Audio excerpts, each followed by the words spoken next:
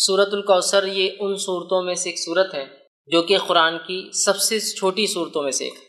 ویسے قرآن کی سب سے چھوٹی صورتیں وہ ہیں جن میں 3 آیتوں پر ہی مشتمل ہے، جس میں سورۃ العصر 3 آیتیں، سورۃ النصر 3 آیتیں، سورۃ الکوثر 3 آیتیں۔ ان تینوں صورتوں میں 3 آیتیں ہیں، لیکن الفاظ کے اعتبار سے، جملوں کے اعتبار سے 3 جملے ہوتے ہیں، 3 آیتیں۔ الفاظ کے اعتبار سے سب سے چھوٹی صورت سورۃ الکوثر ہے، کیونکہ بہت کم الفاظ ہیں اس کے اندر، آیتیں 3 ہی ہیں اس کے اندر۔ سورہ عصر میں بھی 3 ہیں، سورہ نصر میں بھی 3، لیکن اس کے اندر الفاظ کے اعتبار سے 3 آیتوں میں سب سے کم الفاظ۔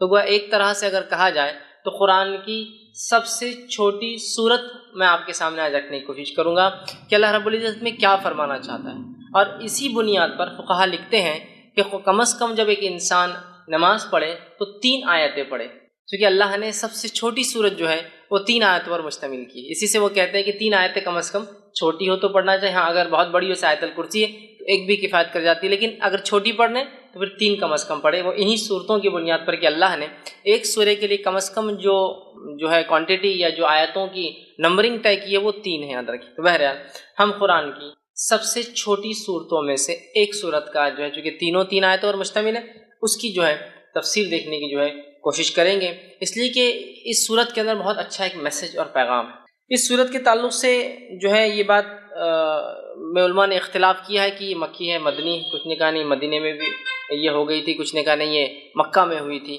بہرحال جو بھی اس کا پس منظر رہا ہو، اور اس کے پیچھے کچھ بیک گراؤنڈ بھی علماء بتاتے ہیں کہ کیا اس کے پیچھے پس منظر رہا ہو، انشاءاللہ عزیز اس میں ایک بات جو واضح سامنے آتی وہ یہ ہے کہ جب نبی اکرم صلی اللہ علیہ وسلم کے پے در پے ایک کے بعد ایک بچوں کا انتقال ہوا، اور بالخصوص لڑکوں کا انتقال ہوا، جس پر آپ کو ویسے 3 لڑکے تھے، ایک قاسم جس کے نام سے آپ ابو القاسم آپ کی کنیت تھی جو پہلے تھے، ایک ابراہیم تھے اور ایک عبداللہ تھے۔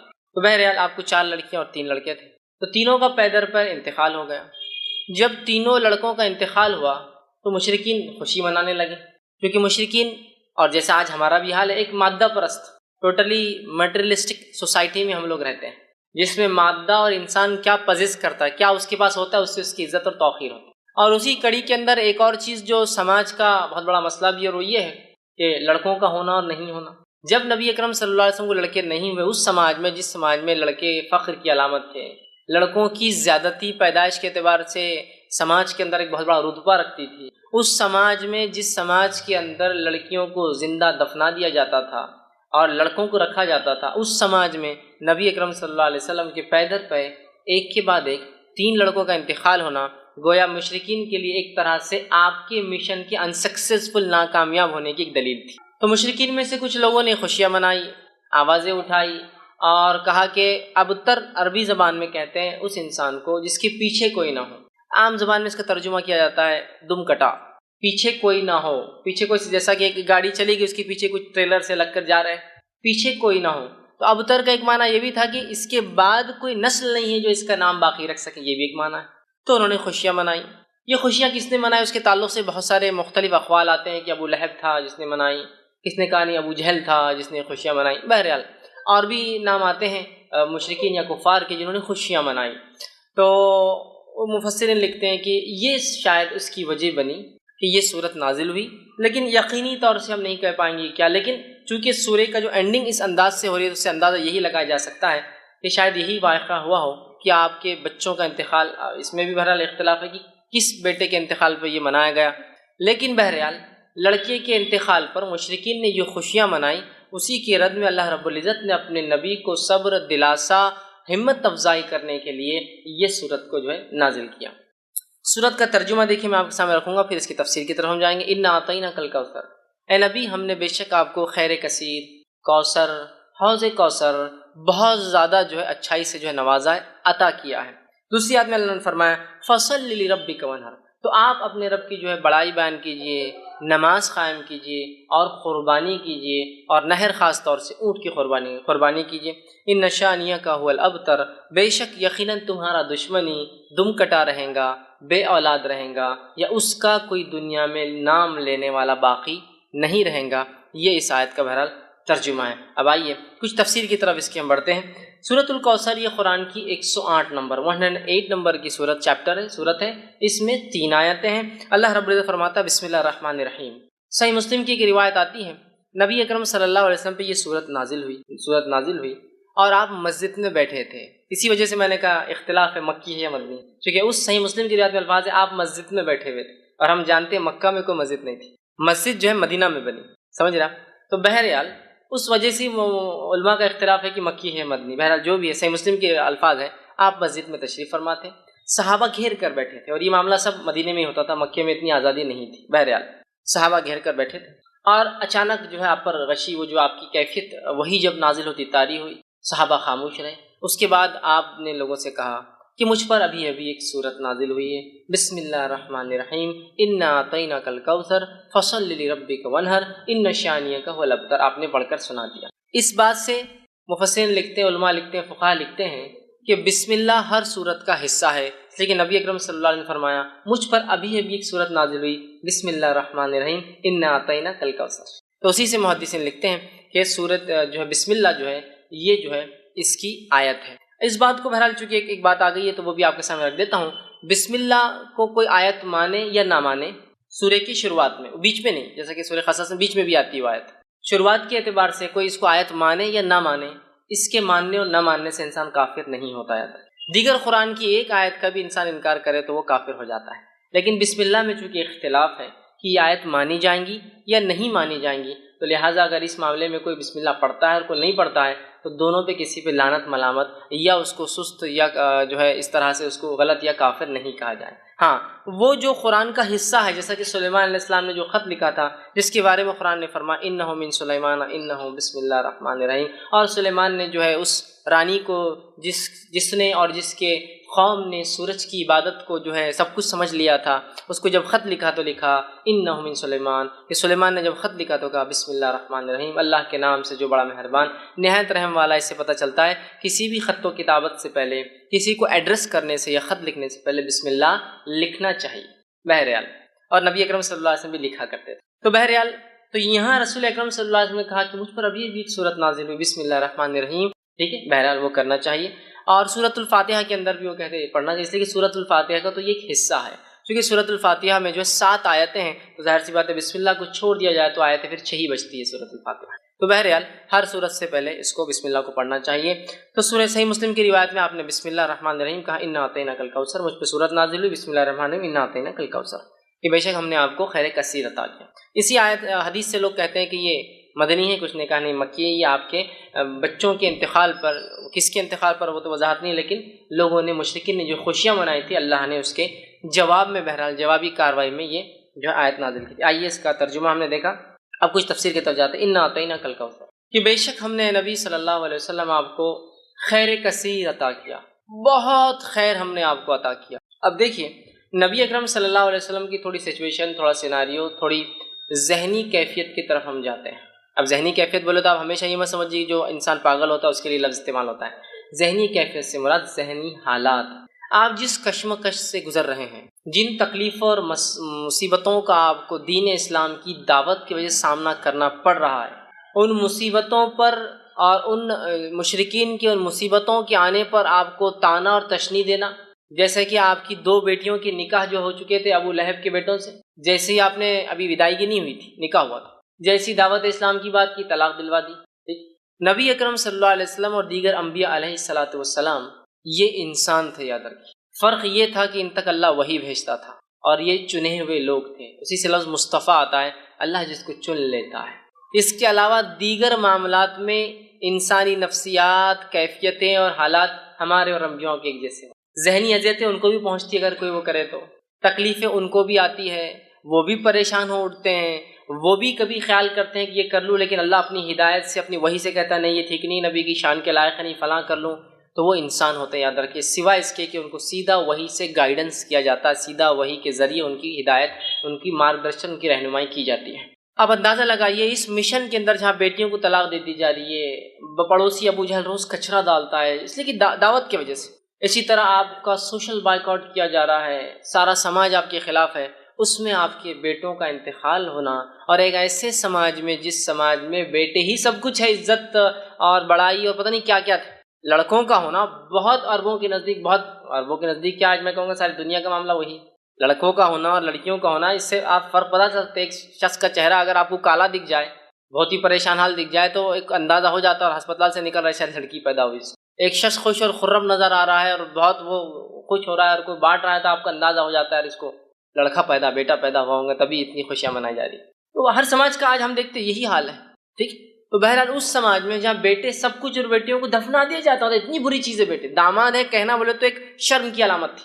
اس سماج اس سوسائٹی میں اندازہ لگائیے نبی اکرم صلی اللہ علیہ وسلم بیٹے پیدا اور انتقال ہوتے جاتے. بیٹیوں کا طلاق دیا جانا, آپ کے بچوں کا بالخصوص لڑکوں کا پے در پہ انتقال ہونا, پڑوسیوں کا روز کچرا ڈالا جانا, لوگوں کا آپ کو برا بھلا کہنا, آپ کو سوشل بائیکاٹ میں 3 سال تک پوروں کو الگ کر دیا جانا, یہ معمولی چیزیں نہیں یاد رکھیے. اس لیے اللہ رب العزت نے اپنے نبی کے تسکین کے لیے, تسلی کے لیے, ذہنی سکون و اطمینان کے لیے جیسی ایسی کوئی بڑی تکلیف آتی تھی ایک نعمت عطا کر دیتا تھا فوراً لا کر. جیسے کہ مثال کے طور پر نبی اکرم صلی اللہ علیہ وسلم کے جو ہے محبوب چچا جس نے بڑی اسلام کے خلاف تو نہیں تھے, قبول تو نہیں کیا لیکن خلاف بھی نہیں تھے, بہت سپورٹ کیا, بہت سپورٹ, اتنا کہ 3 سال کے عام بائیکاٹ میں وہ بھی ساتھ کہا کہ جب تک میں زندہ ہوں میرے بھتیجے کو ہاتھ نہیں لگا سکتا ہے. ٹھیک. تو جو ہے ابو طالب جو تھے یہ اسلام تو نہیں لائے لیکن بہت سپورٹ میں تھے, اتنے سپورٹ میں تھے کہ اپنے بیٹے علی سے کہا جب اللہ کے رسول صلی اللہ علیہ وسلم دعوت دی کہ اے علی جو ہے تم اپنے بھائی جو ہے محمد کی بات مطلب میرے بھتیجے کی بات محمد کی بات جو ہے تم ماننا, اس لیے کہ وہ سچ کہتے ہیں. لیکن سماجی پریشر دیکھیے کیا ہوتا ہے, خود ایمان نہیں لائے ہے نا. اب اندازہ لگائیے اس. ٹھیک. تو جو ہے تکلیف دی جا رہی تھی اس زمانے میں اس ستم میں انہوں نے آپ کی مدد کی, یہ انتقال کر جاتے ہیں. مشرکین جو ہے خوش ہوتے ہیں. اور یہ بات بھی یاد رکھیے بلال رضی اللہ عنہ ایک طرف ہے اور جو ہے سمیہ رضی اللہ عنہا کو جو ہے شہید کیا جا رہا ہے نا, اور کئی خاندانوں کو جو غلام تھے اور کمزور تھے مالی اعتبار سے تکلیف, جن میں لڑکوں کی مردوں کی کمی تھی, جو عربوں میں طریقہ دبا دیا جاتا تھا, تکلیف دی جا رہی تھی. اسی سماج اسی سوسائٹی کے اندر جو ہے ابو طالب کا نبی اکرم صلی اللہ علیہ وسلم کو مدد کرنا یہ بہت بڑی بات تھی, یاد رکھیے بہت بڑا سپورٹ تھا یہ. اور اتنا بڑا سپورٹ تھا کہ ان تمام کو تکلیف دی جا رہی تھی لیکن رسول اکرم صلی اللہ علیہ وسلم کی طرف کوئی آنکھ بھی ایک عام زبان میں اٹھا کر نہیں, مطلب جو تکلیفیں دوسروں کو پہنچ رہی تھی اس کے مقابلے میں آنکھ بھی اٹھا کر نہیں دیکھنا تھا. کیوں؟ اس لیے کہ سب کو پتا تھا کہ ابو طالب لیڈر ہے, ایمان تو نہیں لائے ہیں, محمد صلی اللہ علیہ وسلم کے دین پر تو نہیں ہیں, لیکن پورا سپورٹ ہے, ہاتھ تو نہیں لگا سکتے محمد صلی اللہ علیہ وسلم. یہی وجہ تھی کہ ہاتھ نہیں لگایا. اور جتنی باتیں آتی ہے کہ آپ کا گلا دبایا گیا, آپ کے اوپر اونٹ کی وجڑی رکھ دی گئی, یہ تمام باتیں ان کے انتقال کی بات کی, تب تک تو کسی نے ہمت نہیں کی. یہی وجہ تھی. ان کا انتقال ہوتا ہے تو آپ کے ایک یہ ذہنی سپورٹ بھی تھے, چچا تھے, بڑی محبت تھی, اور والد کے بعد جو ہے اور دادا کے بعد انہوں نے ہی پالا. والد تو انتقال کر گئے تھے پہلے, دادا نے وہ کیا, اور دادا کا انتقال بھی 6 سال کی عمر میں ہو گیا. تب سے لے کر انہوں نے کفالت کی اور مددگار بھی تھے اسلام کے. دوسرا فوراً اس کے بعد جو ہے آپ کی بیوی کا جو اب تک ایک ہی بیوی تھی آپ کی خدیجہ رضی اللہ عنہا, ان کا بھی انتقال ہو جاتا ہے. آپ بڑے غمزدہ اور مایوس ہو جاتے. ایک طرح سے آپ جو ہے پریشان ہیں, ایک طرف چچا کا سپورٹ جو دین کے لیے مفید تھے, ایک طرف بیوی کا سپورٹ جو گھر سے ایمان والی تھی اور مدد کرتی. پہلے ایمان والی یاد رکھی, پہلے ایمان لانے والوں میں یہی شامل. فرسٹ جو کسی نے اسلام لایا وہ ایک عورت تھی. پہلا جو اسلام کے لیے شہادت دی وہ بھی ایک عورت تھی, یاد رکھی. بہرحال تو پہلی تھی, آپ غمزدہ ہوئے, اللہ نے آپ کو معراج کا سفر کرا دیا. معراج اسی وقت ہوئی نا, دونوں کے انتقال کے بعد معراج ہوئی, سفر کرا دیا تاکہ وہ جو غم اور وہ ذہنی تکلیف تھی ہٹ گئی. جب غائب کے معاملات آپ دیکھ کر آ گئے تو اللہ ایسے ہی کرتا ہے. اب دیکھیے نبی کو تکلیف دی جا رہی ہے, بیٹے کا انتقال ہو گیا, لوگ مذاق اڑا رہے ہیں, ایک آیت آ رہی ہے, ایک صورت آ رہی ہے, غم کی کوئی ضرورت نہیں. یہ کہہ رہے ہیں کہ تمہارا لڑکا انتقال کر گیا, تمہارا بیٹا مر گیا, کوئی مسئلہ نہیں, نہ آتا ہی نہ کل کوثر, ہم نے تم کو خیر کثیر عطا کر دیا نا, کیوں تم غم کر رہے ہو چھوٹی موٹی چیزوں پہ دنیا میں جو کھو رہی ہے تم سے. خیر کثیر عطا کر دیا, بہت زیادہ خیر ہم نے آپ کو اے نبی نواز دیا. یہ کسی بھی شکل میں ہو سکتا ہے, دنیا کی نعمتوں کی شکل میں. اور ہم نے دیکھا نبی اکرم صلی اللہ علیہ وسلم کی زندگی میں آپ لیڈر کہلائے, آپ نے جو ہے ایک ملک کے آپ سربراہ کہلائے, اور جو جس زمین سے آپ کو بے بس اور بے سہارا اور تکلیف دے کر نکالا گیا تھا, اس زمین پر اللہ رب العزت نے آپ کو ایسے واپس غلبے کے ساتھ لایا کہ جو مشرکین اور جو آپ کے دشمن تھے وہ گھٹنے کے بل آ چکے تھے, جن کے پاس منہ کھولنے کے لیے کوئی چارہ نہیں تھا. مطلب اللہ نے ایسا نوازا کہ ایک انسان جس کو 13 سال تکلیف دے کے اپنے شہر سے نکالا گیا, جب واپس اپنے شہر میں آتا ہے تو ایک فاتح کی حیثیت سے, اور آج سب اس کے جو ہے گھٹنوں پر آ جاتے ہیں. دیکھیے 10 سال کے اندر اللہ وہ دیتا ہے, یہ بھی خیر کثیر ہے. اسی طرح جو ہے دنیا کی نعمتوں کے اعتبار سے جس شخص کو یا جس دین کے لیے قدم رکھنا ممکن نہیں تھا مکہ شہر میں, آج اس دین کی ایک اپنی سلطنت, ایک حکومت اللہ نے آپ کی زندگی میں بنا دی. یہ خیر کثیر ہے۔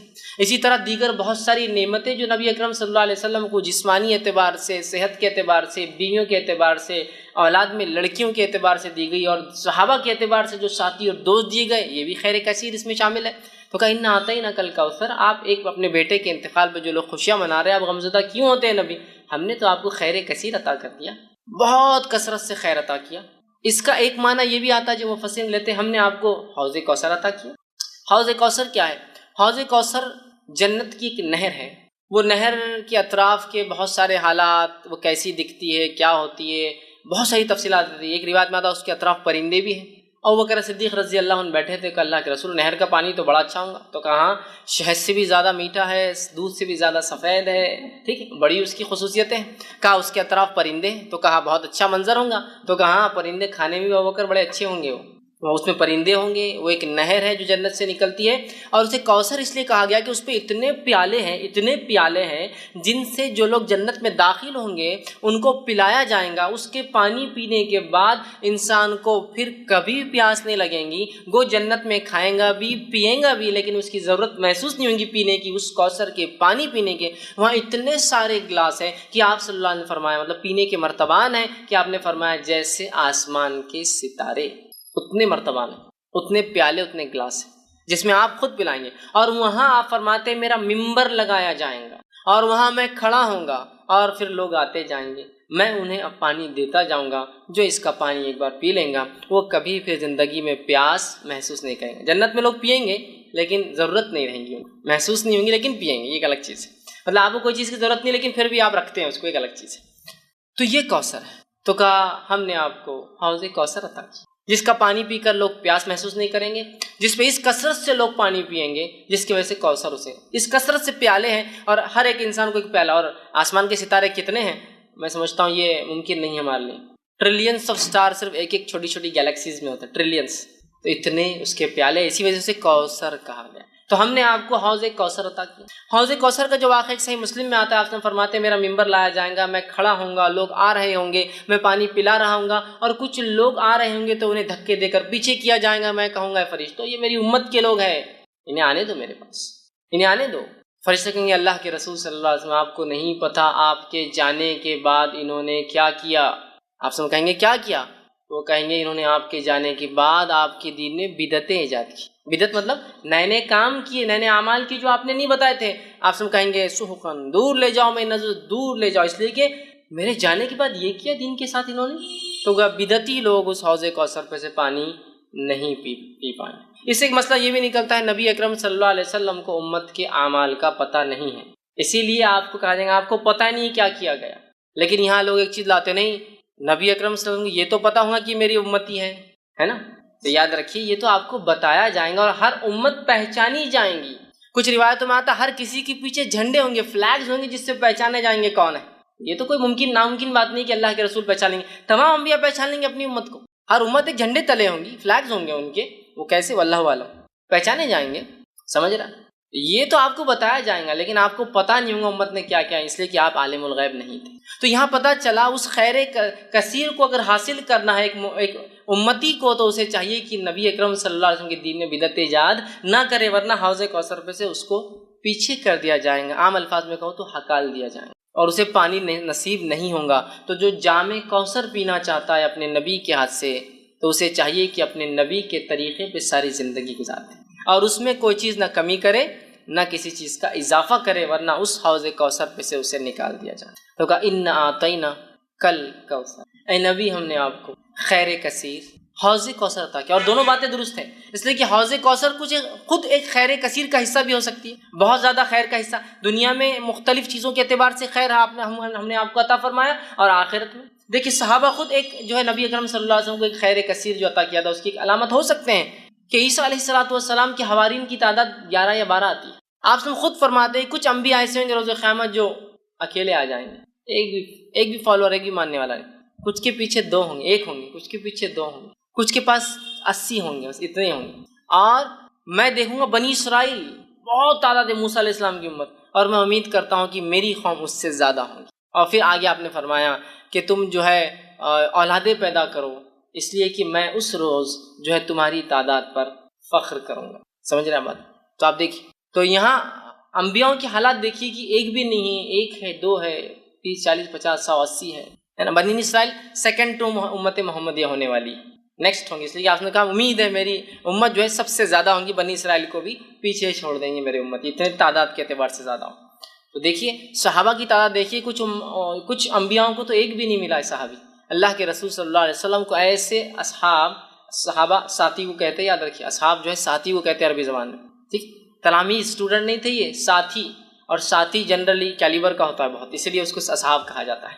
ٹیچر اور اسٹوڈنٹ کو کبھی بھی ساتھی نہیں کہیں گے آپ، دو اسٹوڈنٹس کو ساتھی کہا جاتا ہے۔ یہاں دیکھیے اصحاب کہا گیا اس لیے کہ اللہ نے ان کو تیار کیا گیا، اللہ نے تیار کیا تھا، اور اللہ نے خود قرآن میں بیان کیا کہ صحابہ کی مثال توریت اور انجیل میں بھی اللہ نے دی تھی، تو گویا صحابہ بھی چوزن پیپل تھے، سلیکٹڈ پیپل تھے، چنے ہوئے لوگ تھے۔ بہرحال تو یہ بھی خیر کثیر، تو بہت ساری باتیں، لیکن خیر کثیر سے مراد کچھ بھی خیر جو اللہ نے دیا، اور حوض کوثر بھی ہو سکتا ہے، چونکہ حوض اور کوثر بھی خیر کثیر کی ایک ایگزامپل یا مثال، یہ یاد رکھیے۔ چلیے ہم آگے بڑھتے ہیں۔ اللہ نے فرمایا انا اعطیناک الکوثر، اے نبی ہم نے آپ کو خیر کثیر عطا کیا، کوثر عطا کیا، حوض کوثر عطا کیا، فصل لربک وانحر، تو آپ کیا کیجئے، نماز قائم کیجئے، آپ کیا کیجئے، تو جو رب کے لیے جو ہے نماز پڑھیے، بڑائی بیان کیجئے، نماز قائم کیجئے، وانحر، اور کیا کیجئے اس کے ساتھ، قربانی کیجئے، نہر کہتے ہیں اونٹ کی قربانی، تو آپ جو ہے نماز قائم کریں اور قربانی اے نبی جو ہے اللہ کے لیے دیتے رہیں۔ گویا اس سے ایک بات پتہ چل رہی، وہ یہ ہے کہ ایک آیت میں تو کہا ہم نے آپ کو خیر کثیر عطا کیا، خیر کثیر عطا کرنے کے بعد دوسری آیت کیا بول رہی کہ آپ نماز پڑھیے اور قربانی دیجیے۔ اس سے ایک بات پتہ چلتی ہے کہ نماز قائم کرنا اور قربانی دینا یہ ایک طرح سے شکرانہ ہوتا ہے، جو اللہ مختلف نعمتیں ہمیں عطا کرتا ہے، اس لیے کہ دیکھیے یہاں بالکل واضح طور سے کہا گیا کہ آپ نماز قائم کیجیے اور کیا کیجیے، اس کے ساتھ جو ہے قربانی دیجیے۔ مطلب نماز قائم، پہلے تو کہا خیر کثیر دیا، فوراً کہا نماز قائم کیجیے اور قربانی، مطلب گویا نماز اور قربانی ایک طرح سے شکرانہ ہوتا ہے کسی عمل کے بدلے یا کسی چیز کے بدلے جو اللہ ہمیں جو ہے عطا کرتا ہے، یاد رکھیں۔ تو اللہ جو چیز عطا کرتا ہے یہ ایک طرح سے اس کا بدلہ ہو سکتی ہے، تو یہ بات کو ہم بھی ذہن میں رکھیں۔ اللہ نے کسی بھی قسم کا ہمیں خیر دیا تو نماز ایک بڑی بہترین چیز ہے اس خیر کے لیے شکرانہ ادا کرنا کہ اللہ تیرا شکر ہے کہ تو نے یہ فلاں فلاں چیز ہمیں عطا کی، ٹھیک ہے۔ اور قربانی دینا یہ بھی بڑی اہم چیز ہے، قربانی دینے سے اللہ خوش ہوتا ہے، جیسے کہ آپ صلی اللہ نے فرمایا 10 ذی الحجہ کو، جس کو عام زبان میں بقرعید کہتے ہیں، 10 ذی الحجہ کو جانور ذبح کرنے، نہر خون بہانے سے زیادہ کوئی عمل اللہ کو پسند نہیں، بہت محبوب عمل ہے قربانی ہے، کہ اللہ ہم جانور کی قربانی دے کے اعلان کرتے ہیں کہ وقت آنے پر ہر چیز تیری راہ میں ہم قربان کر دیں گے، اعلان ہوتا ہے، سمجھ رہا۔ تو یہاں کہا کہ فصل لربک، تو نماز قائم کیجیے، تو گویا دیکھیے اشارہ ہو گیا ہے کہ اگر اللہ بھی ہمیں کوئی نعمت یا شکر دے تو ہم کیا کریں، نماز قائم کریں۔ اور نبی اکرم صلی اللہ علیہ وسلم کے تعلق سے ابوبکر صدیق رضی اللہ عنہ فرماتے ہیں اللہ کے رسول صلی اللہ علیہ وسلم کو جب بھی کوئی خبر پہنچتی اچھی، آپ سجدے میں گر جاتے، کوئی مصیبت آتی، کوئی آندھی آتی، کوئی طوفان آتا، کوئی پریشانی ہوتی، آپ مسجد کی طرف بھاگتے، مطلب نماز پڑھتے، خوشخبری آئی تو نماز، سجدے میں گرنا، مصیبت آئی تو نماز، نماز دونوں کے لیے حل یاد رکھیں۔ اور اللہ نے اس بات کو سورہ بقرہ میں فرمایا، بیان بھی کیا، وَاسْتَعِینُوا بِالصَّبْرِ وَالصَّلَاةِ، مانگو اللہ سے صبر اور نماز کے ذریعے مانگنا ہے ہم کو، یاد رکھیں۔ تو یہاں شکرانہ بھی ہے نماز، حاجت کے لیے دعائی ہے نماز، دعا کی ایک قسم ہے نماز، اللہ کا ایک فریضہ فرض کردہ ایک حکم بھی ہے نماز، بہت ساری چیزیں نماز، یاد رکھیں۔ نماز کے اتنے فوائد ہیں کہ ہم گنتے جائیں تو ممکن نہیں، یاد رکھیں کہ ہم ایک جگہ جمع کر پائیں، اتنے فوائد ہیں۔ تو بہرحال یہاں کا فصل لربک وانحر، کہ آپ جو ہے نبی نماز قائم کیجیے اور قربانی دیجیے اپنے رب کے لیے، ٹھیک ہے۔ تو یہاں قربانی کا حکم دیا گیا، نماز کا حکم دیا۔ ہم بھی جب بھی اللہ تعالیٰ کو نعمت عطا کرے تو ہم بھی قربانی دیں، نماز پڑھیں اور قربانی دیں، تو کہا فصل، تو نماز قائم کریں، وانحر، اور قربانی دیں۔ اس سے ایک بات اور پتہ چلتی ہے کہ نماز اور قربانی دو ایسے اعمال ہیں جو خالص اللہ کے لیے ہونا چاہیے، اس لیے کہ نبی کو کہا جا رہا ہے اے نبی نماز پڑھیے اور قربانی دیجیے، یہ دونوں اعمال خالص اللہ کے لیے ہونا چاہیے، یاد رکھیے۔ تو کہا نماز قائم کیجیے، قربانی، ان شانئک هو الابتر، بے شک تیرا دشمن ہی بے نام و نشان رہنے والا ہے۔ اب آیا معاملہ اس آیت کی طرف جس کی وجہ سے علماء کہتے ہیں کہ یہ آیت اس وجہ سے نازل ہوئی تھی۔ واقعہ ہے کہ آپ کے بیٹوں کا پے در پہ ایک کے بعد ایک انتقال کر جانا، اللہ تعالیٰ کی اس میں کیا حکمت رہیں گی واللہ اعلم، اللہ بہتر جانتا ہے کیا حکمت رہی ہے، لیکن علماء جو حکمتیں دیتے ہیں ان میں سے ایک حکمت یہ ہے جو ہو سکتی ہے کہ اللہ نے آپ کو لڑکی عطا نہیں کیے، وہ یہ ہے کہ آج دیکھیے جو نبی کے خاندان سے سیدھے نہیں ہیں ان کو کتنا زام ہے اپنے اس خاندان سے ہونے کا، سیدھے ہو جاتے تو پتہ نہیں کیا کرتے تھے، سمجھے نا، بیٹیوں سے برانچز چل رہی ہے، چچیرے بھائیوں سے برانچز چل رہی ہے، تو کتنا زام ہے، خاندان سے تو دور، خالی اس علاقے کا ہونے کا زام دیکھیے ہم فلاں ہیں، قومی زام، سمجھ رہے، خاندان تو دور، خالی علاقے سے ہونے کا زام دیکھیے لوگوں میں، ہم فلاں علاقے سے ہیں، ہم فلاں زبان بولنے والے ہیں. شاید یہ حکمت رہی, اللہ اس معاملے کو رکھنا ہی نہیں چاہتا تھا, آگے ختم کر دینا چاہتا. اس کے آگے واللہ عالم, وہ اللہ ہی جانتا بھائی کیا وجہ ہو, لیکن یہ حکمت ہو سکتی ہے اللہ. سمجھ رہا بات کو؟ تو اللہ نے آپ کے لڑکوں کو حیات نہیں رکھا. مشرکین جب آپ کے لڑکے کا انتقال ہوا تو مشرکین نے خوشیاں منائی اور کہا اب تو محمد کا نام لینا کوئی نہیں ہے, اس کا مشن آگے چلنے والا نہیں, اس کی تحریک یہیں ختم ہو جائیں گے. اور ظاہر سے کوئی بھی تحریک کے لیے کیا لگتا ہے آپ کو معلوم, تحریک لڑکیوں سے نہیں لڑکوں سے چلتی ہے. سمجھا, تحریک چلانا ہے. زکریا علیہ السلام اللہ سے دعا کر رہے ہیں, تو زکریا علیہ السلام کی دعا ہے اللہ مجھے ایک لڑکا عطا کر, اس لیے کہ لڑکی نبی نہیں ہو سکتی. اور بنی اسرائیل میں ایک طریقہ تھا, اللہ کیا کرتا تھا, ایک خاندان میں پھر اسی خاندان میں لڑکے دیتا تھا جو نہ انبیاء بنتے تھے. زکریا علیہ السلام جانتے تھے کہ اب اس قوم کو ایک نبی کی ضرورت ہے اور نبی لڑکا ہو سکتا ہے. لڑکے کی دعا کی آپ نے, کیوں؟ اس لیے کہ انہیں ایک جو ہے وارث چاہیے تھا, ایک نبوت کو آگے لے کے چلنے والا. بنی اسرائیل میں ایک زمانہ آیا کہ تقریباً بنی اسرائیل کے مرد قتل کر دیے گئے تھے, ایک عورت حاملہ باقی تھی. سارے لوگوں نے مل کر دعا کی اللہ اس سے لڑکا پیدا اور وہ نبی ہو, اس لیے کہ اب نسل نہیں, اور اللہ اس نسل میں اولاد دیتا تھا. روایت میں آتا ہے کہ اللہ نے اس عورت جب اولاد پیدا ہوئی لڑکا تھا اور اس لڑکے کا نام رکھا گیا شمون, اور وہ شمون علیہ السلام بعد میں چل کے وہ نبی بنے, جو کہ جو ہے طالوت والے واقعے کے اندر آتا ہے کہ طالوت کو ان کے نبی نے جب چنا تو لوگوں نے کہا طالوت کو ہم پر کیوں بادشاہ بناتے ہو, تو نبی نے کہا وقت کے کہ اللہ نے اس کو سمجھداری اور جسمانی طاقت دی. وہ واقعے کے اندر شمون علیہ السلام جب پیدا ہوئے تو وہ آخری لڑکے تھے جو بچے تھے, اس تو لڑکوں سے چلتی ہے. سمجھ رہے بات؟ تو اب مشن اینڈ ہو رہا ہے ایک طرح سے, ظاہری طور سے تو مشن اینڈ دکھ رہا ہے, لڑکے ختم مشن ختم. تو کہا ان نشانی کو البتر, اللہ جواب دے رہا نبی آپ کو کوئی پریشان ہونے کی, دل جو ہے اپنے آپ کو جو ہے مایوس کرنے کی کوئی ضرورت نہیں ہے. آپ کا دشمن ہی بے نام و نشان ہے. گویا اس کا دوسرا معنی ہے آپ کا نام و نشان رہنے والا ہے. آپ کا دشمن جو آپ کا مذاق اڑاتا ہے, اس کی چاہے ہزاروں اولادیں ہو جائے یہ بے نام و نشان ہوگا. آج جتنے مشرکین کو ہم یاد کرتے ہیں سوائے سیرت کے, اس کے علاوہ کبھی یاد کرتے ہیں؟ جو مشرکین کے نام آج تھوڑے بہت باقی ہیں بڑے بڑے سرداروں کے, اس کے علاوہ جو جنگ بدر میں عہد میں مر کھپ گئے, کون پہچانتا ہے ان مشرکین کو آج؟ کبھی آپ نے سنا مکہ گئے تو یہ کنواں تھا, اس میں 10 مشرکین ڈالے گئے, پہلا یہ تھا, دوسرا یہ تھا, تیسرا یہ تھا. کس کو پرواہ ان کی, مر کھپ گئے, نسلیں چلی ہوں گی لیکن کوئی ان کو نہیں پہچانتا ہے. خود ان کی نسلوں نے ایمان لانے کے بعد ان کا نام لینا پسند نہیں کیا کہ ہمارے جد اعلیٰ تھے یہ, ہمارے باپ دادا تھے یہ, ہے نا. جب ابو جہل کے گھر والے ایمان لائے تو کچھ صحابہ بعد میں آنے والے لوگ ان کو کہتے تھے کہ ارے تو ابو جہل کی اولاد. تو وہ گئے اللہ کے رسول کے پاس, کہا اللہ کے رسول یہ بار بار ہم کو تانا دیتے ہیں لوگ ابو جہل. تو آپ نے کہا کہ اپنے مردوں کو برا نہ کہو, اس لیے کہ ان کو برا کہنے سے ہمارے زندوں کو تکلیف ہوتی ہے. تو یہ ایک مشرک مردے کے بارے میں بات, لہٰذا سے ایک پتہ چلتا ہے کہ ہم مومن مردے کے بارے میں بری بات نہیں کرنا چاہیے. مشرک تھا نا, تو کہا اپنے مردوں کے بارے میں ابو جہل کو برا مت بولو, اس لیے کہ اس سے کیا ہوتا ہے اس کے گھر والوں. ایک روایت میں آتا ہے کہ عبداللہ آئے ایک مرتبہ, جو کہ عبداللہ بن عبداللہ ان کا نام تھا, بن ابے, جو کہ منافقین کا سردار تھا. عبداللہ بن ابے, ان کے بیٹے کا نام بھی عبداللہ تھا. تو عبداللہ بن عبداللہ اور کہ اللہ کے رسول صلی اللہ علیہ وسلم لوگ میرے باپ کے بارے میں تانا مارتے ہیں کہ رئیس المنافق تھا, منافق تھا. کہ تو نام تو اللہ نے نبی کو بتایا تھا, لیکن صفتیں اللہ نے قرآن میں اتنی کھول کھول کے بیان کی مشرکین کی اور اللہ کے رسول نے منافقین کی کہ پتہ چلنا بہت آسان تھا, صحابہ کو معلوم تھا. تو آگے کہا میرے باپ کو برا کہتا, آپ نے کہا اپنے مردوں کو برا مت کہو, وہ اپنے انجام کو پہنچ چکے ہیں, تم مردوں کو برا کہنے سے زندوں کو تکلیف. تو آج ان کے خاندان والے خود جو ہے نام نہیں لیتے, بے نام ہو گئے. وہ اولاد کے بعد, لڑکوں کے بعد, ہزاروں لڑکوں اور نسلوں کے بعد بے نام. کہا تیرا دشمن بے نام رہے گا. تو جتنے دشمنوں کا نام لے بھی لیتے نا ابو لہب کا, صرف اس لیے لیتے کہ سیرت میں آتا ہے. اس کے علاوہ کبھی تذکرے سنے ابو لہب کی مجلس, ابو جہل کی کوئی مجلس سج رہی کہ اس نے کیا کیا, کچھ کوئی نام نہیں. ہم ہی کبھی تو لے لیتے, ارے تورے بولتے نکل جاتے آگے, کوئی ویلیو نہیں, کوئی نہیں. اور نبی اکرم صلی اللہ علیہ وسلم جہاں وہ یہ سمجھ رہے تھے اس کے لڑکا نہ ہونے سے اس کا خاندان ختم, نسل ختم, اور آپ کی عمر بھی تو ہو چلی تھی نا, تو ان کو وہ تھا کہ اب عمر بھی تو ہو جا رہی ہے شخص کی, اس کو اب اولاد نہیں تھوڑی ہوتی بعد میں, اور وہ خوش ہو رہے تھے. اللہ نے کہا تیرا دشمن ہی ہے نبی, بے نام و نشان, دم کٹا, بغیر نسل کے, بغیر اولادیں ہوں گی ہو سکتا, لیکن وہ جو تمہیں کہتے ہیں نا تمہارا نام کوئی نہیں لے گا. آج ہم دیکھتے ہیں نبی اکرم صلی اللہ علیہ وسلم کا نام ان کے بچوں کے نام سے تو نہیں, مطلب لڑکوں کے نام سے تو نہیں رہا, لیکن آج دنیا میں سب سے زیادہ نام جو رکھا جاتا ہے اور وہ کیا تھا, وہ کیا ہے معلوم آپ کو؟ محمد. سب سے زیادہ. ویسے دنیاوی اعتبار سے آتا ہے کہ چین جو نام ہوتا ہے نا, چائنیز نیم ہے چین, وہ سر نیم سب سے زیادہ ہوتا ہے, لیکن محمد اس سے بھی زیادہ ہے. کیوں؟ اس لیے کہ محمد کے بہت سے ویریئنٹس ہیں, MOHAMMED, MUHAMMED, MOHAMMED, سمجھ رہے آپ, MUHMED, یہ سب ہیں. تو ان کو الگ الگ کیا جاتا ہے, جب 15 آتے ہیں, مطلب چین کے بعد 15 اور نام صرف محمد ہی چلتے ہیں پورے. الگ الگ ناموں سے جو محمد کی اسپیلنگس ہوتی ہے, اس ناموں کو اگر لے لیا جائے تو 15 اس کے الگ الگ کیٹیگرائزیشن ہوتے ہیں. تو اگر ان سب کو ملا لیا, چونکہ سب کا مقصد محمد ہی ہے, تو دنیا میں سب سے اول نام جو رکھا جاتا ہے وہ کیا ہے؟ محمد ہے۔ کچھ نہ بھی ہو تو کم از کم اپنے بچوں کے نام میں والدین پہلے محمد اور پھر فلاں رکھتے ہیں۔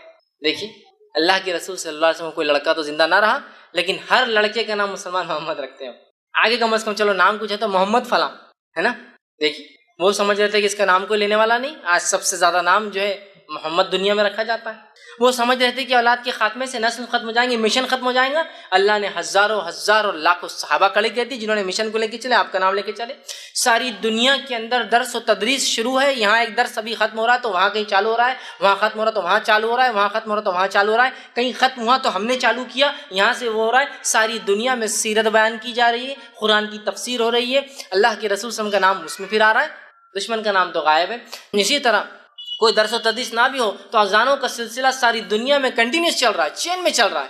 سب سے پہلے صبح جاپان میں ہوتی ہے، جاپان میں فجر کی اذانیں شروع ہوگی صبح سے پہلے، جاپان سے معاملہ ہوا ملیشیا، انڈونیشیا، معاملہ چل رہا ہے برما، ویتنام، کمبوڈیا، بنگلہ دیش، ہندوستان، پاکستان، افغانستان، ایران، عراق، سیریا، پھر اس کے بعد آپ چلتے جائیے پورے یورپین کنٹریز، اس کے بعد یو کے، یو ایس۔ ابھی یو ایس میں ختم ہوا فجر کا معاملہ تو ادھر عشاء کا معاملہ پھر جاپان میں چالو ہوگا، معاملہ دن پلٹ گیا پھر ہی چالو ہو گئی۔ تو ایک گھڑی ایسی نہیں ہے جب محمد صلی اللہ علیہ وسلم کا نام لیا نہیں جا رہا ہے، اذانوں میں لیا جا رہا ہے، درس و تدریس میں لیا جا رہا ہے، کتابوں کے شکل میں پڑھ کے لوگ نام لے رہے ہیں، لوگوں کو ابھارا جا رہا ہے، مثالیں دی جا رہی ہے، مسلم لے رہا ہے، غیر مسلم لے رہا ہے، اچھائی سے لے رہا ہے، برائی سے لے رہا ہے، نام لیکن چل رہا ہے۔ دشمن کو تو کوئی پوچھنے والا اور پہچاننے والا بھی نہیں ہے سوائے ہم کے ہمارے کہ کبھی کبھار سیرت میں ہم بول دیتے ہیں فلاں کٹر منافق تھا، کٹر مشرک تھا، تو گویا انہوں نے سمجھا اولاد کا لڑکوں کو ہونا نسلوں کو باقی رکھنے کی بجائے اللہ نے بغیر لڑکے کی بھی نبی کا نام قیامت تک باقی رکھا۔ ان نشانیاں کا ولبتر، تیرا دشمن بے نام و نشان ہے، اور ہو گیا دشمن بے نام و نشان۔ نبی کا نام لینے والے تو کروڑوں لوگ ہیں، تھا کتنے بلینس میں لوگ ہیں جو نام کچھ نہیں تو اپنے بچوں کی نام کی شکل میں نام لے رہے ہیں، درس و تدریس ہے اور اذانیں دی جا رہی جس میں وہ نام آ رہا ہے، تو یہ بے نام۔ اب اس میں ایک بہت امپورٹنٹ پوائنٹ جو نکل رہا ہے وہ کیا ہے وہ بھی تھوڑا دیکھیں، بہت امپورٹنٹ پوائنٹ وہ کیا ہے۔ نبی کو ان کے لڑکوں کے انتقال پر مشرکین نے ستایا، بات صحیح ہے، اس پر اللہ نے آیت نازل کی، بات صحیح۔ گویا نبی خود اپنے لیے ایک لڑکا پیدا نہیں کر سکتے تھے، بہت امپورٹنٹ پوائنٹ ہے، یعنی اب اس کی یہاں کیا ضرورت ہے، بہت ضرورت ہے اس کی۔ آج ہم لوگ جب اولاد نہیں ہوتی ہے تو پتہ نہیں کہاں کہاں اولادیں مانگ رہے ہیں، جس سے بھی مانگتے ہو وہ امتی ہے، نبی تو نہیں ہے جس سے بھی مانگتے ہو۔ ابراہیم علیہ السلام ہے 80 سال کے ہو گئے اولاد پیدا نہیں کر سکتے، زکریا علیہ السلام کے بال سفید ہو گئے اولاد پیدا نہیں کر سکتے، محمد صلی اللہ علیہ وسلم کو 3 لڑکے ہوئے، تینوں کو بچا نہیں سکے، بہت عبرت ہے اس واقعے کی۔ تو جب نبی اپنے لیے لڑکے پیدا، اور ظاہر سی بات ہے آپ سب نے بعد میں بھی کہا ہوا، آپ تیسرے کے بعد چوتھا کوئی لڑکا تو ہوا نہیں، تو نبی اپنے لیے کوئی لڑکا پیدا نہیں کر سکے، پیدا کرنا تو بہت دور کی بات ہے۔ جب نبی اکرم صلی اللہ علیہ وسلم کے بیٹے کا انتقال ہو رہا تھا، آپ مسجد نبوی میں تھے، روایت میں آتا ہے کہ لے کر آئے، اور آپ کے بیٹے عبداللہ ہچکیاں لے رہے ہیں، مطلب موت کے قریب ہے، اور روایت میں کہ آپ کبھی عبداللہ کو دیکھتے اور کبھی آسمان کی طرف دیکھتے، گویا ایک طرح سے گزارش ہے، التجا، اللہ یہ میرا لڑکا ہے، لوگ مجھے ویسے ہی 2 لڑکوں سے بہت تانے دیتے آ رہے ہیں، اب یہ میرا، اور امید بھی نہیں آگے مجھے اولاد ہوں گی، چونکہ آپ کو بیویاں تو بہت تھی لیکن اولادیں کہاں ہوئی آپ کو دوسرے بیویوں سے؟ حضرت خدیجہ کے اولادیں کہاں ہیں آپ کو؟ صرف یہ 3 کا ہے، سمجھ رہے آپ بات کو، لڑکیاں تھیں تو آپ کو اولادیں بھی نہیں، دیگر بیویوں سے اتنے ازواج سے، تو آپ کو لگ رہا ہے کہ اب اولاد نہیں ہوں گی، اللہ اس کا کیا ہوگا؟ آسمان کو دیکھتے اور دیکھتے، اور اسی حالت میں عبداللہ نے جو ہے ہچکیاں لے کے دم توڑ دیا۔ تو اپنے بیٹے کو بچا نہیں سکتے، پیدا کرنا زندگی سے دور کی، اور اللہ ہم پر رحم کرے، پتہ نہیں کون کون ہمارے پاس اولادیں دے سکتا ہے، چوائس کی اولادیں بھی دے سکتا ہے، لڑکا چاہیے، لڑکی چاہیے، 2 لڑکے چاہیے، 3 لڑکے چاہیے، سب چوائس۔ جس سے مانگا جا رہا ہے امتی ہے، جس امت کا نبی خود اپنے نفس کے لیے لڑکا پیدا نہ کر سکا، لڑکے مر رہے تو بچا نہ سکا، جس کتاب نے، قرآن نے ابراہیم علیہ السلام و زکریا کے تعلق سے کہا، گڑا رہے اپنے رب سے کہ اللہ میرا مشن آگے کیسے چلے گا، لڑکا نہیں ہوگا، تو کیا کوئی امتی اولاد دے سکتا ہے؟ بتائیے دے سکتا ہے؟ کوئی امتی اولاد نہیں دے سکتا، کوئی امتی نہیں دے سکتا۔ تو ایک بڑا سبق تھا کہ تیرا دشمن بے نام رہیں گا، لیکن نبی آپ کو لڑکا نہیں، ٹھیک ہے، اس وجہ سے آپ کا نام فلاں بن محمد نہیں باقی رہیں گا، لیکن تیرا دشمن بے نام، ہم آپ کا نام قیامت تک باقی رکھنے والے، کس شکل میں وہ ایک الگ معاملہ ہے، لیکن آپ کا نام باقی رکھ۔ اس سے پتہ چلا نبی اپنے نفس کے لیے لڑکے پیدا نہیں کر سکتا تھا۔ قرآن میں اللہ نے اس کی وضاحت کی، اللہ جسے چاہتا ہے لڑکے دیتا ہے، جسے چاہتا ہے لڑکیاں دیتا ہے، جسے چاہتا ہے دونوں دیتا ہے، اور جسے چاہتا ہے کچھ بھی نہیں دیتا، چوائس، اس کی مرضی، اس کی مرضی، سمجھ رہا بات؟ تو یہ بڑا میسج تھا اس میں، تیرا دشمن بے نام رہیں گا، آپ کو اولاد نہیں، لڑکا نہیں ہے، نبی یہ خوش ہو رہے ہیں، آپ گھبرائے مت، آپ کا نام باقی رکھیں۔ گویا نبی اپنے نفس کے لیے لڑکا پیدا نہیں کر سکتے، تو رہا امتی لڑکے اور بچے دے رہے ہیں نا، کتنے بد لوگوں نے پتہ نہیں آستانے اور در بنا دیے، جہاں جا کر فلاں عمل کر لیے تو لڑکے بھی پیدا ہوتے چوائس کے، نہیں بھائی ہم کو تو 4 لڑکے لڑکی چاہیے تو چوائس سے لڑکی بھی لے لیجیے آپ. سبحان اللہ. تھوڑی تو عقل لڑاؤ، قرآن سے دوری کا یہ نتیجہ ہے. انبیاء اپنے لیے نہیں پیدا کر سکتے جو چیز، کون ہے جو امت میں سے وہ چیز دے سکے جو اللہ کے سب سے چہیتے اپنے نفس کے لیے پیدا نہیں کر سکتے؟ وہ انبیاء ہے نا. تو اسٹرانگ میسج ہے اس کا. تو اس صورت کے اندر اللہ رب العزت نے اپنے نبی کو دلاسا دیا اور کہا آپ کا دشمن بے نام اور نشان رہے گا، آپ کا نام قیامت تک باقی رہے گا. آئیے اس صورت کی پھر ایک بار مختصر ترجمہ رکھ کے ہم بات کی خاتمے کی طرف چلیں. اللہ نے فرمایا انا اعطیناک الکوثر، اے نبی ہم نے آپ کو خیر کثیر، حوض کوثر اور جو ہے بہت سارا خیر عطا فرمایا. فصل لربک ونحر، تو آپ نماز قائم کیجیے، اللہ کا ذکر کیجیے اور قربانی دیجیے، نہر کیجیے، اونٹ قربان کیجیے. اونٹ کو قربان کرنے کے خاص طریقے کو نہر کہتے ہیں. نہر کریے.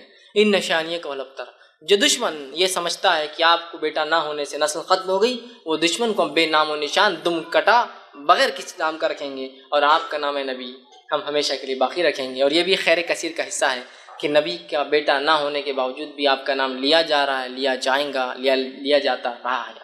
تو بہرحال یہ اس صورت کا بہرحال کچھ میسج تھا.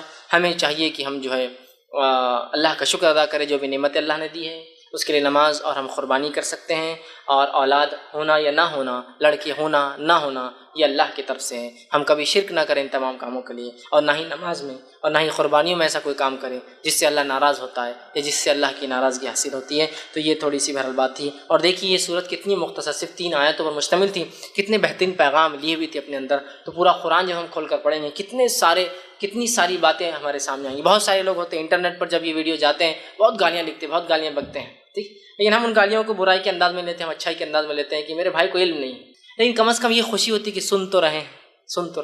کبھی آج نہیں کل بات سمجھ میں آ جائے، کلک ہو جائے. اور بات تو صحیح ہے کہ انبیاؤں کو اولاد نہیں تھی. کیسے کوئی انسان جو امتی ہوگا جس کا کوئی مقام اور کوئی حیثیت نبی کے سامنے دھول کے برابر بھی نہیں، کیسے وہ دے سکتا ہے؟ تھوڑا غور تو کرے انسان. اولاد دینا زندگی دینے کے برابر ہے. اولاد دینا زندگی دینا. جو خود مر چکے ہیں وہ کیا زندگی دوسروں کو دے سکتے؟ جس کے پاس جو ہوتا ہے وہی مانگا جاتا ہے میرے بھائی. جو خود اپنے نفس کو نہیں، اگر کوئی اولاد دے سکتا تو اپنے آپ کو رینیو کرا سکتا تھا، زندگی نہیں کرا سکا. تو بہرحال مقصد ہے اللہ کی کتاب کو ہم تھام لیں. تو بہت ساری ایسی گراہیں جو شیطان مان دیتا ہے نا، گراہیں، وہ گراہیں کھل جاتی ہے. اور شرک اور بدعت اور کفر اتنا عام ہو چکا ہے اس امت میں کہ اللہ رحم کرے، نمازوں کو غیر اللہ کے لیے پڑھا جا رہا ہے، قبلے کے الٹا پڑھا جا رہا ہے، خبروں کے اوپر خبر والوں کے لیے پڑھا جا رہا ہے، قربانی اللہ کے علاوہ کی جا رہی ہیں. اور ہم دیکھ رہے ہیں ہم آج کے سوسائٹی میں بیٹوں کو سب کچھ سمجھ رہے ہیں. یہ بھی ایک میسج ہے اس کا. بہرحال بھول گیا تھا بیچ میں، ہے نا. بیٹے رہتے سب کچھ، ارے تم کو تو بیٹیاں ہو گئی پوری، اب تو گئے تم.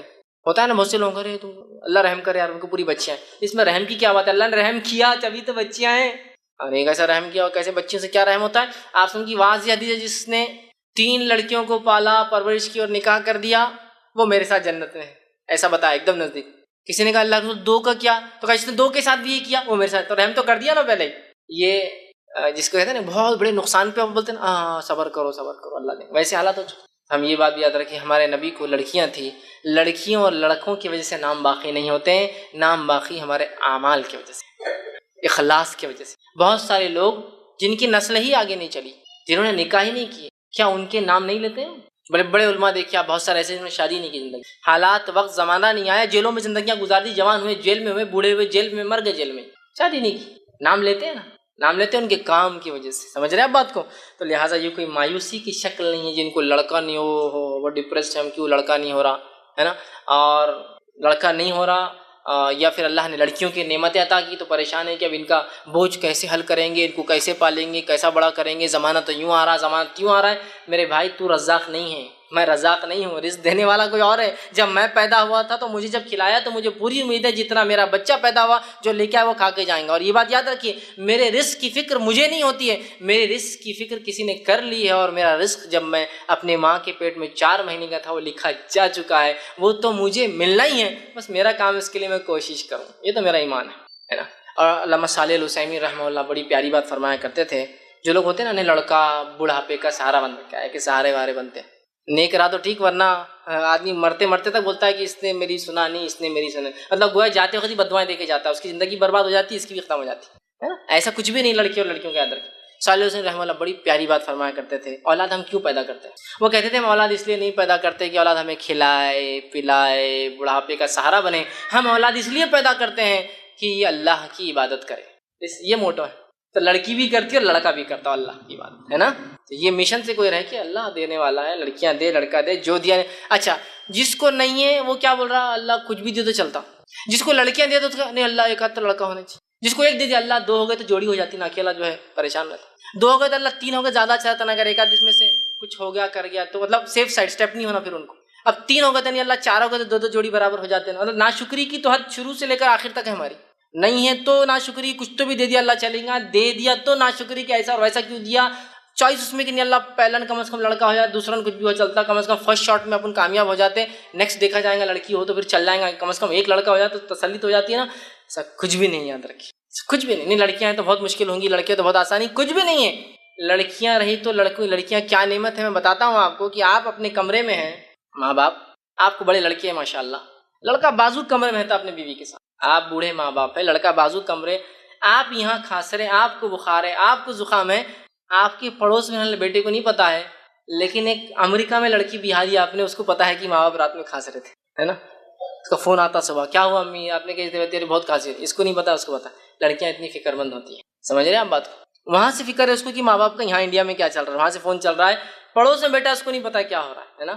تو ایسا نہیں ہے. اولاد جو بھی اللہ نے دی ہو، لڑکی ہو لڑکیاں ہو، فکر مت کیجیے اس معاملے میں، اچھی تربیت کیجیے، اپنے مشن کو حاصل کر لیجیے کہ یہ ہے کہ ہمارے بچے اللہ کی عبادت کرنے والے بن جائیں. باقی کوئی مسئلہ نہیں، آپ سکسیزفل ہیں، ٹھیک ہے، آپ کی نسل یہاں ختم ہوگی، کوئی مسئلہ نہیں. اللہ نے آپ کے لیے پسند کیا تھا، معاملہ ختم، ڈسپیوٹ ختم ہو گیا ہے. اللہ کی ایسی کچھ نعمت ہے جن پہ ہمارا کوئی اختیار نہیں چلتا ہے، تو کیوں اس پہ ڈسپیوٹ کر کے اور جھگڑا کر کے فائدہ ہے نا. نہیں اس کا یہ آپشن ہو سکتا ہے، کچھ آپشن نہیں ہو سکتا اس کا. یہ اللہ کی مرضی، جو دینا چاہیں گا جس کو اور جتنا دینا چاہیں گا دیں گا، نہیں دیں گا اس کی مرضی. آپ دیکھیے بہت سے بڑے بڑے شاہان بادشاہ، کیا پیسے کی کمی ہے ان کو، کیا پیسے کی کمی ہے بتائیے مجھے. وہ 50 سال بعد ایک آدھ بچہ ہوگا، بس ایک ہی اولاد ہوئی ان کو، سب کچھ ہے، بیویوں کی لاتعداد، ان کی نان مسلم کی بات کر رہا ہوں، کوئی حد بھی نہیں ہوتی شادیوں کی. اولاد، جاپان کا جو کنگ ہے اس کو اولاد ہی نہیں، پریشان کتنی شادیاں کر لی اب تک. ایک اولاد ہوئی تو پورا جاپان خوش ہو رہا تھا. 50 سال کا ہو گیا تو اولاد ہوئی، کوئی تو وائرس ملا، سمجھ. تو پیسہ ہے، دیکھیے اب ہم سوچتے ہیں رزق کی کمی نہ ہو جائے گا، دیکھیے ہاں مال دولت ہے، اولاد یہ اللہ کی نعمت ہے. اللہ جس کو دینا چاہتا دیتا ہے، نہ دینا چاہے نہیں دیتا ہے. نبی اکرم صلی اللہ علیہ وسلم خود اللہ نے لڑکے نہیں دیے، تو لڑکے ہونا نہیں ہونا یہ نعمت، مطلب اچھائی برائی دونوں چیز کی ہوتی ہے. لیکن کوئی بھی انسان لڑکیوں کی پیدائش پہ غم نہ منائے، برا نہ سمجھے، اس لیے کہ خود نبی اکرم صلی اللہ علیہ وسلم کو اللہ نے لڑکے نہیں دیے. اگر لڑکے کا ہونا ہی خیر کی اور اچھائی کی علامت ہوتا، اللہ اپنے نبی کو کبھی بھی اس خیر سے محروم نہیں کرتا تھا. سمجھے. بہرحال خیر یہ چند باتیں تھی جو اس صورت کا میسج تھا. ہمیں چاہیے کہ ان چیزوں کو لے قرآن کا مطالعہ کرے، تاکہ بہت ساری باتیں کھلتی ہے. شیطان جو گرہ باندھ دیتا ہے، دور کرتا ہے ہدایت سے، وہ بھی ہم راستے پر آتے ہیں اور صحیح چیز کو ہم سمجھ پاتے ہیں. اللہ رب العزت سے آخر میں دعا ہے کہ اللہ سبحانہ تعالیٰ جو کچھ کہا سنا گیا اس پہ عمل کی توفیق عطا فرمائے. ہم تمام کو یا اللہ جو ہے ہمیں بھی جو ہے خیر کثیر عطا فرما. ہم تمام کو جو ہے نمازی بنا، اور ہم تمام کو جو ہے صرف خالص تیرے لیے نماز اور قربانی کرنے والا بنا. اور ہم تمام کو جو ہے ایسے کام کرنے کی توفیق عطا فرما جس کام کی بنیاد پر ہمارے جانے کے بعد بھی ہمارے ثواب کا جو ہے معاملہ جو ہے چلتا رہے، جب تک ہمیں زندہ رکھ، اسلام اور ایمان پر زندہ رکھ. خاتمہ ہمارا ایمان پر ہو. آخر دعوانا الحمد للہ رب العالمین. سبحان ربک رب العزت عما یصفون وسلام علی المرسلین والحمد للہ رب العالمین. بسم اللہ الرحمن الرحیم. الحمد للہ رب العالمین والصلاة والسلام علی خاتم النبیین والمرسلین. رب اشرح لی صدری ویسر لی امری واحلل عقدۃ من لسانی یفقہوا قولی. میں قربانی کون سے موقع پہ کرنا چاہیے اور کون سے جانوروں کی کرنا چاہیے، اس کی وضاحت کی. بھائی نے ایک سوال کیا کہ قربانی کون سے موقع پہ کر سکتے ہیں اور کون سے جانوروں کی کر سکتے ہیں. دیکھیے قربانی جو ہے یہ خاص لفظ ہے. ذبیحہ ایک لفظ ہے جو ہم عام ذبح کرتے ہیں، کوئی بھی جانور جو ہم کھانے پینے کے لیے استعمال کرتے ہیں. قربانی خاص لفظ ہے جو اللہ کا قرب حاصل کرنے کے لیے انسان جس جانور کو ذبح کرتا ہے اس کو قربانی کہتے ہیں. ذبیحہ تو ہم روز کرتے ہیں، کھانے پینے کے لیے کرتے ہیں. بھائی کا سوال ہے قربانی کب کب کی جا سکتی ہے. ایک تو قربانی کی جا سکتی ہے عید کے لیے، بقرعید کے لیے، جو کہ 4 دن ہوتی ہے، یوم النحر 10 ذی الحجہ، اور اس کے بعد ایام تشریق 3 دن ہوتے ہیں اس کے بعد. تو گویا 10 ذی الحجہ، 11 ذی الحجہ، 12 ذی الحجہ، 13 ذی الحجہ، یہ 4 دن.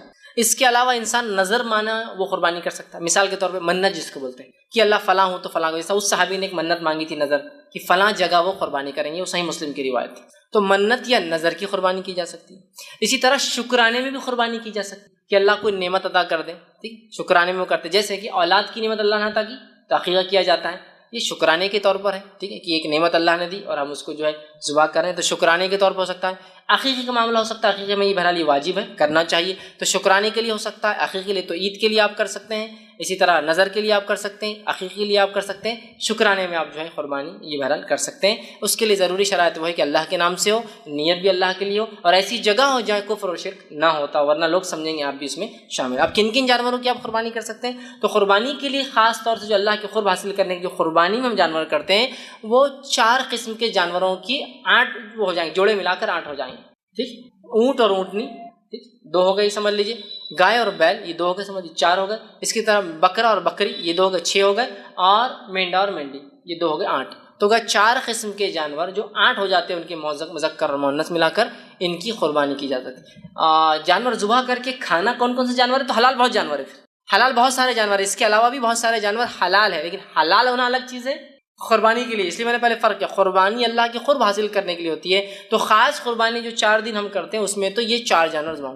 حلال کے اعتبار سے آپ بھینس کھانا چاہے کھائیے، حلال ہے، آپ ہرن کھانا چاہیے اگر آپ کے علاقے میں آپ کو اجازت ہو تو وہ حلال ہے، آپ کر سکتے ہیں۔ اسی طرح جو ہے گھوڑا آپ کھا سکتے ہیں، گھوڑا بھی حلال ہے یاد رکھیں، لیکن اب اس سے آپ بہت زیادہ پریشان مت ہوئیے، حلال ہے، لیکن ہمارے پاس چونکہ اکثریت یہ جانتی نہیں ہے اور یہ بہت عجیب و غریب مسئلہ بن جاتا ہے اگر کوئی بیان کرے تو، لیکن گھوڑا جو ہے ایک ایسا جانور ہے جو حلال ہے اور اس کو کھایا جا سکتا ہے۔ اسی طرح جو ہے جنگلی گدھا آپ کھا سکتے ہیں، اور شہری گدھا بولے تو یہ گدھا جو ہوتا ہے، شروعات کے دور میں اللہ کے رسول نے اجازت دی تھی گدھوں کی، لیکن بعد میں کہا کہ جنگلی گدھا حلال ہے، اور شہر میں جو چلتے چھوٹے گدھے ہوتے ہیں نا یہ بہرحال ہمارے لیے حلال نہیں۔ تو بہرحال ایسے بہت سارے اور بھی جانور ہیں، تو حلال کی طرح سے مچھلیاں ہیں تو پوری حلال ہے، وہ ایک الگ قربانی کے لیے، لیکن یہ 4 جانور کھانے کے اعتبار سے، حلال کے اعتبار سے بہت سارے، بہرحال اس میں سے آپ جو چاہے وہ کھا سکتے ہیں اور وہ کر سکتے ہیں۔ اس نے ایک سوال کیا کہ ابراہیم علیہ السلام نے بھی اولاد ہونے کے لیے منت مانگی تھی، کیا یہ بات صحیح ہے؟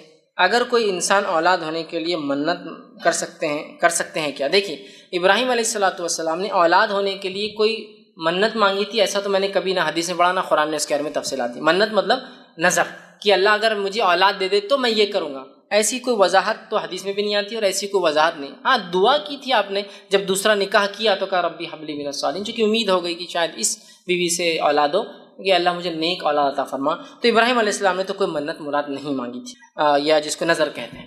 رہا سوال کیا اولاد کے لیے نظر مانگی جا سکتی ہے، منت مانگی جا سکتی ہے؟ ہاں بالکل، اولاد کے لیے کوئی نظر مانگ سکتا ہے، لیکن یہ پسندیدہ عمل نہیں ہے۔ آپ صلی اللہ علیہ وسلم نے فرمایا اللہ تعالیٰ نظر کے ذریعے، منت کے ذریعے، کنجوس جو پیسے نہیں خرچ کرتا پیسے خرچ کرواتا ہے، جو آدمی عبادت نہیں کرتا اسے عبادت کروا لیتا ہے۔ سمجھ رہے بات؟ نظر مانگے تو پورا کرنا واجب ہے، لیکن نظر مانگنا بذات خود پسند نہیں کیا گیا، اللہ کے رسول نے پسند نہیں کیا اس کو۔ کہا کہ کنجوس جو خرچ نہیں کرتا نا اللہ نظر کے ذریعے خرچ کرا لیتا اس سے، اور جو عبادتیں نہیں کرتا اللہ نظر کے ذریعے کرا لیتا اس سے۔ لیکن نظر مانگے تو پورا کرنا واجب ہے، یہ بات یاد رکھیے، لیکن نظر مانگنا اپنی ذات سے خود کوئی پسندیدہ عمل نہیں کہ آپ نے بہت پسند کیا کہ مانگو۔ سمجھ رہے آپ دونوں میں فرق؟ تو لہٰذا اولاد کے لیے نظر آپ مانگ سکتے ہیں، بالکل حلال اور جائز ہے، ٹھیک ہے بات سمجھ، لیکن کوئی پسندیدہ عمل تو نہیں، اس لیے کہ ہم کیوں اپنی عبادتوں کو خاص کریں کہ ایسا ہو تو ہی میں ایسا کروں گا، لیکن اگر مانگے تو کرنا پڑیں گے۔ اے اللہ فلاں مسئلہ ہوگا تو 2 روزے رکھوں گا یا رکھوں گی، 10 مسکینوں کو کھانا کھلاؤں گا یا کھلاؤں گی، جو ہے تیرے گھر کی جو ہے زیارت کر کے مطلب جو ہے عمرہ کر کے آؤں گا یا آؤں گی، یہ نظریں ہو سکتی ہے۔ یا جو ہے کسی مسکین کو 2-4 ہزار روپے اللہ دیو فلاں چیز دوں گی یا دوں گا، بالکل جائز، مانگ سکتے، کوئی مسئلہ نہیں، پسندیدہ نہیں ہے لیکن بالکل حلال ہے، آپ مانگ سکتے۔ تو اگر اولاد نہیں کسی کو تو بالکل اللہ سے نظر مانگ سکتا ہے، لیکن نظر مانگنے کا پورا کرنا ضروری ہے، اور اتنی بڑی نظر مت مانگ لیجیے کہ بعد میں خود پچھتا ہے۔ جیسے ایک خاتون نے پاس کہا ہم نے نظر مانگی تھی بچہ پاس ہو گیا تو کیا، وہ بھی کیا پاس ہو گیا 12th، ایسا بھی نہیں کوئی IAS ایگزام یا UPSC اور MPSC میں پاس ہو رہا تھا، وہ 12th میں۔ نظر کیا ہے سنیے آپ، 1000 روزے 12ویں کے لیے اگر 1000 تو مطلب first year, second year, third year اور MBBS اگر کر رہا تو پھر تو 1000 کے حساب سے 5500 روزے ہو جائیں گے 5.5 سال۔ یہ کوئی طریقہ ہے کہ یہ روزے کی اتنے روزے ہوتے تو نہیں؟ بولے ہم کنفیوز تھے کہ 1000 روزے مانگیں گے 1000 نمازیں مانگی، چلو 1000 روزوں کو چھوڑ دیتا، 1000 نمازوں پہ آتے ہیں۔ 1000 رکعت نماز کس کو بولتے ہیں؟ دن بھر میں صرف 17 رکعت اللہ نے فرض کی ہے، فجر کی 2، ظہر کی 4، عصر کی 4، مغرب کی 3 اور عشاء کی 4، یہ 17 رکعت ہوتی فرض۔ 1000 رکعتیں مطلب اگر ڈیلی 17 اور واجب الوتر ملا کے ہم 20 کر لیتے ہیں تو وہ 20 کے حساب سے ڈیلی آپ لگائیے انہوں نے کتنی نمازیں مانگ لی، کتنی 1000 رکعت، کئی مہینوں کی نماز، 30 دن کے اندر 600 رکعت پڑھتا ہے۔